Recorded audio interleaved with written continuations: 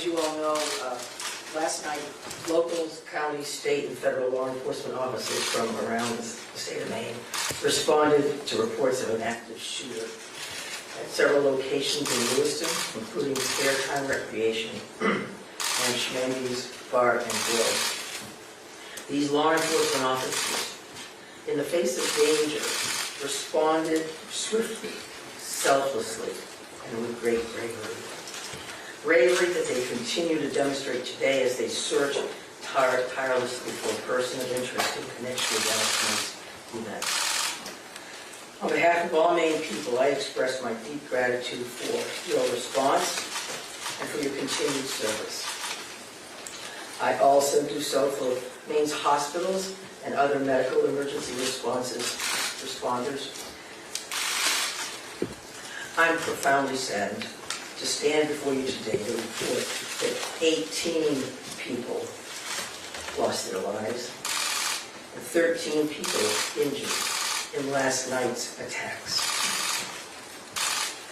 In memory of those we lost and in honor of those who were injured, President Biden and I have ordered all U.S. flags and state of Maine flags to be lowered to half-staff immediately for the next 5 days. Maine State Police have issued a shelter-in-place order for Lewiston, Lisbon, and Bowdoin as the manhunt for that person of interest, Robert Card of Bowdoin, continues. I will let law enforcement speak to the ongoing manhunt and to their investigation, but Mr. Card is considered armed and dangerous, and police advise that Maine people should not approach him under any circumstances. I continue to strongly urge Maine people to follow the direction of state and local law enforcement amid this ever-changing situation. Please, if you see anything suspicious, please call 911. There are still many things we don't yet know about these attacks, but the full weight of my administration is behind law enforcement's efforts to capture the person of interest, Robert Card, to hold whoever is responsible for this atrocity accountable under the full force of state and federal law, and to seek full justice for the victims and their families. We cannot and we will not rest in this endeavor. My administration is coordinating closely with local, regional, and federal officials to respond to this shooting. I have spoken twice with President Biden.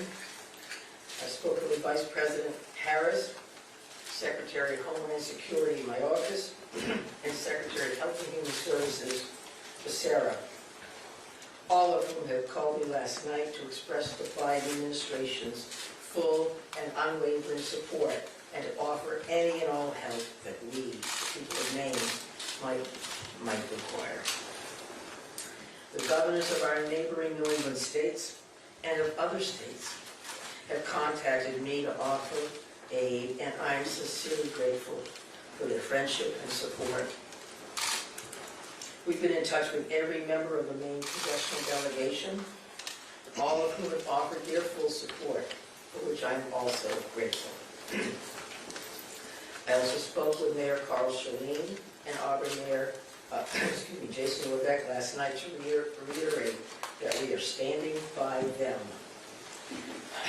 and that we are ready to provide any help people in these communities need and to deploy all available state resources, including grief counselors and other mental health services. We need to help our communities heal. If you or a person you love need someone to talk to during this difficult time, please call or text 988 for free and confidential counseling. 988. Look, Lewiston is a special place.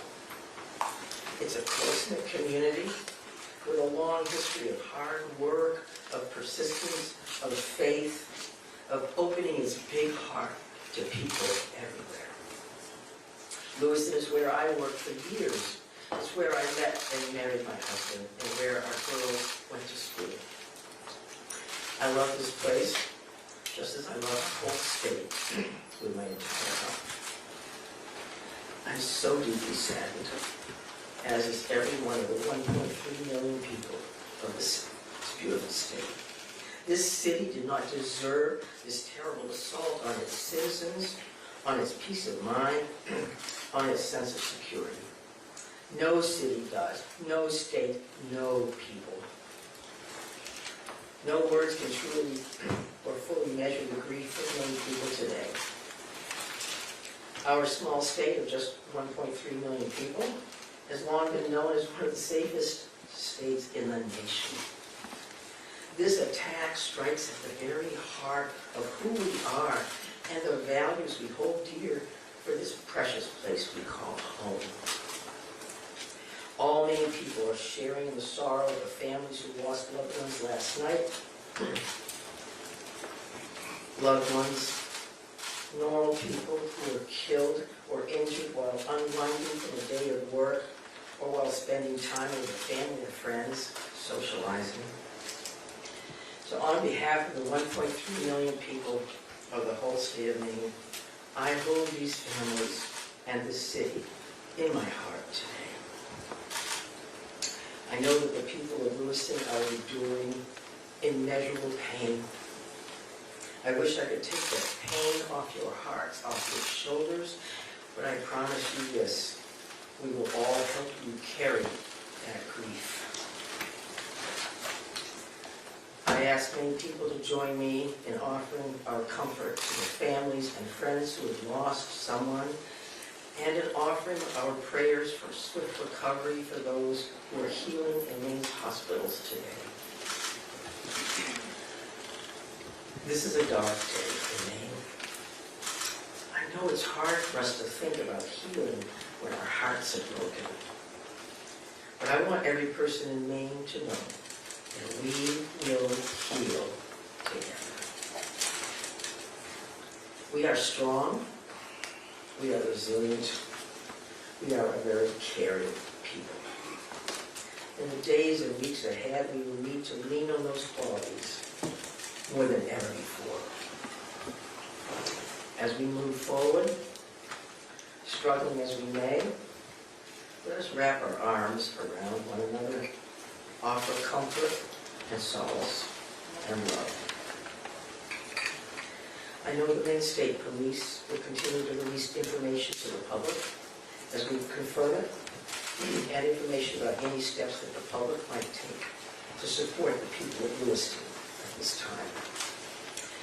May God bless the people of Lewiston and bless the memories of those we've lost. Thank you. I'm going to turn it over to Mr. Sauschuck. Thank you very much, Governor. We certainly appreciate your support. The City of Lewiston does, the State of Maine, and certainly our first responders. We feel that love every day, and thank you very much for that. I would also say that we want to say thank you to really a large number of other elected officials across our state, whether that's the federal delegation, local elected officials, and many others that are part of organizations or law enforcement agencies that truly wanted to join us today at this particular press event and wanted to speak on behalf of their communities. And as the governor had mentioned, and everybody else will reiterate, our reality for today is that this suspect is still at large. And we want to provide community support for the victims, for the families, and the communities across the state. But we also have an incredibly strong laser-like focus on bringing this suspect into custody and ultimately to justice. So because of that mission for this particular event and today's activities, we're keeping the list of speakers and the agenda pretty tight. And that will include, next up at the podium would be Chief Dave St. Pierre for the City of Lewiston, and some other members of his command staff are present. What I will say to the City of Lewiston, and you know this because you feel it every day, but you're lucky to have a chief like Chief St. Pierre and his entire law enforcement agency. From every level, those officers put their heart and their soul on the line on behalf of their community last night and into today. And they're doing it for the right reasons. They do it because they care. So the city of Lewiston and truly our co-responder family across the state of Maine is lucky to have Dave and his team in the mix with us. And we're also going to hear from Colonel William Ross from the Maine State Police. And Bill will highlight some of the timeline things that you're probably concerned about and certainly interested in from a story perspective. So the Colonel will come up and speak to that. And we'll also have Jody Cohen. And Jody is the special agent in charge for the FBI out of the Boston field office. And Jody will highlight some of those federal partnerships and some of the things that our federal partners are bringing to the table, bringing to bear to help us with this investigation. We also have a bunch of people here. Once you start naming people, you're going to have a problem because you're going to forget somebody or screw something up. But I would also tell you that a couple of our other federal partners are here. Kevin Neal, who's the U.S. Marshal for the District of Maine. We also have James Ferguson, and Jim is the special agent in charge from the ATF for the Boston Field Division. They are heavily invested with staff along with the FBI, and we can't thank them enough for all that they're doing on behalf of our state. I would also tell you that we are going to close with a brief Q&A, and we're going to try to get some of those questions out there. We appreciate your time, your patience, your professionalism, your partnership in getting this information out. I would think that those questions are going to be brief, because again, we do have a suspect at large, and while you can help us with that, we also need to get back to our team to push forward on that. So with that in mind, I would be back up to the podium to kind of steer that a little bit. But for starters, I would like Chief St. Pierre to join us. Thank you. Thank you, Director Sauschuck, and welcome media partners, and thank you, Governor Mills, for those kind words. I'm going to keep this short. What I would like the very most is to express our deepest sympathies to the families and friends of the victims of this heinous crime. This is truly a tragedy that goes beyond comprehension. I'm confident in our community, that our community has and will continue to come together throughout this endeavor to bring this to a successful conclusion. Although difficult, I do ask the public to continue to be mindful of their own personal safety, and also that they be patient with the process as much as possible. There is extensive work and attention to detail that goes into such a large-scale investigation. I'm confident in the expertise and professionalism of our investigators and all law enforcement officials that are currently involved. This is an all-hands-on-deck approach. We have a great deal of collaboration and resources that have been made available to us. There are far too many to name individually, but I think Director Sauschuck named quite a few appropriately. There are far too many, as I've stated, but they are all appreciated more than you know. I want to thank all of our brave men and women of the Lewiston Police Department, Fire Department staff, medical personnel, first responders of any kind that came from far and wide and have come together and continue to work tirelessly in bringing the situation to an end. We hope to locate and hold the person accountable. I think you'll hear next from the state police, who is taking the lead in this investigation. Although that we are working hand in hand with them, I think Colonel Ross will be able to fill you in a little bit more.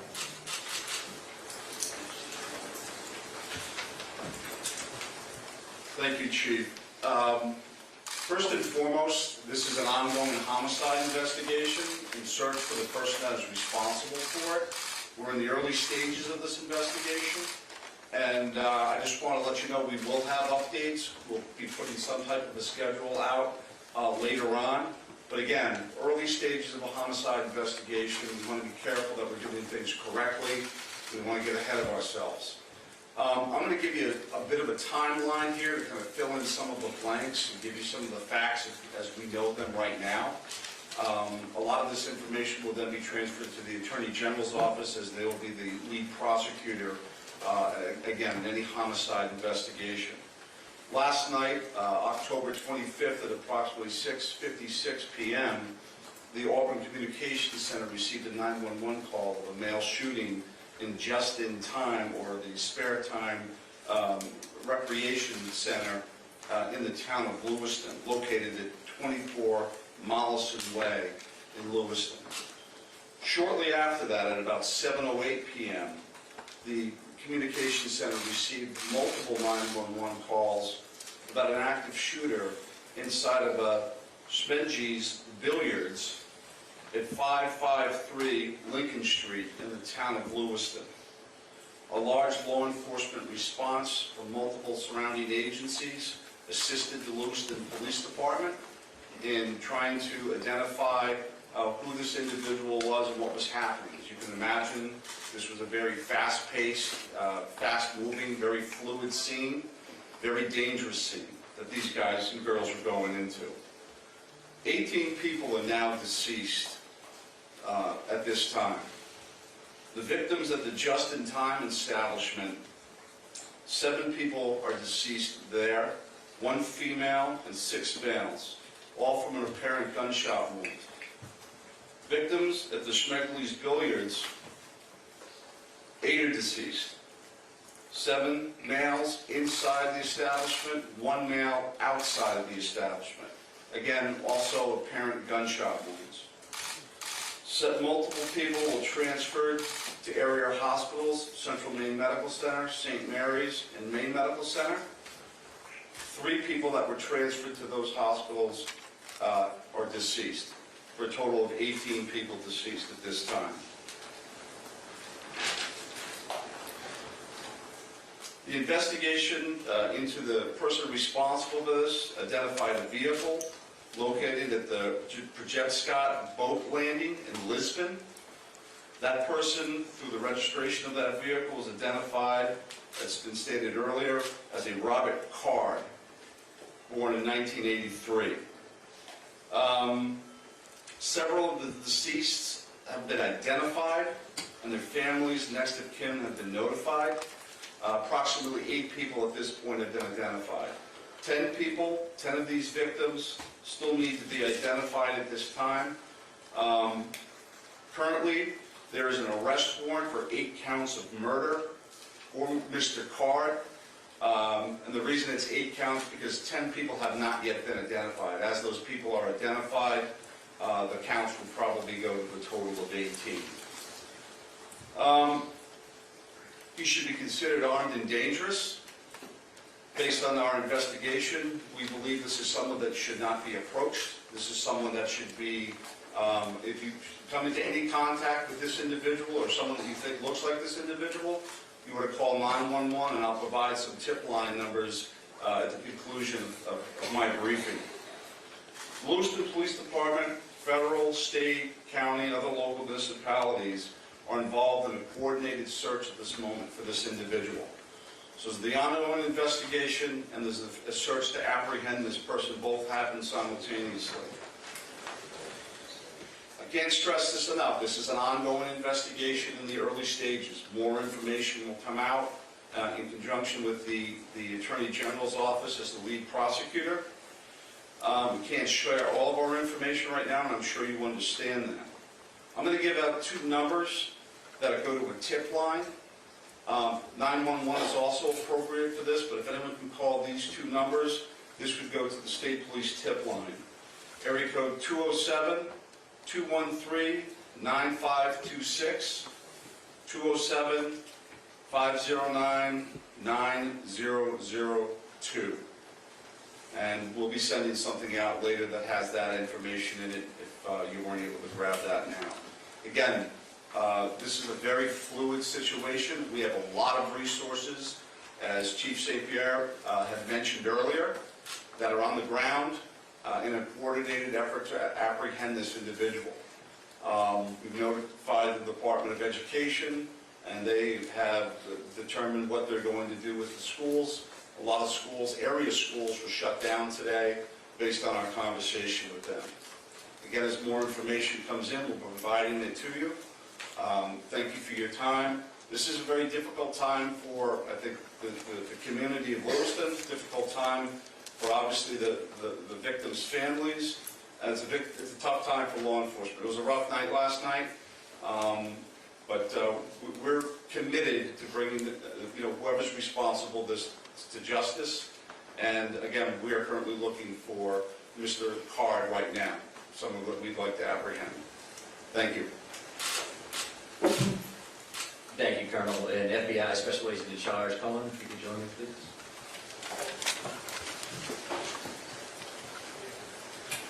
Thank you. My name is Joey Cohen. I'm the Special Agent in charge of FBI Boston Division, which covers the state of Maine. Our hearts go out to everyone who is impacted as a result of the senseless violence. The FBI is working hand in hand with our law enforcement partners. Our evidence response team is here processing these very extensive scenes. We are providing investigative and tactical support, as well as our victim specialists are working with those affected by this tragedy. As this very active investigations continues to unfold, we're asking the public to stay vigilant and come forward with any information that you might have that you feel is helpful to our investigators. My pledge is that the FBI will carry out this investigative case with rigor. We will work day and night alongside our law enforcement partners to get the answers to the questions this community deserves. We thank the public for your continued cooperation and patience as we continue to work this very active investigation. Thank you.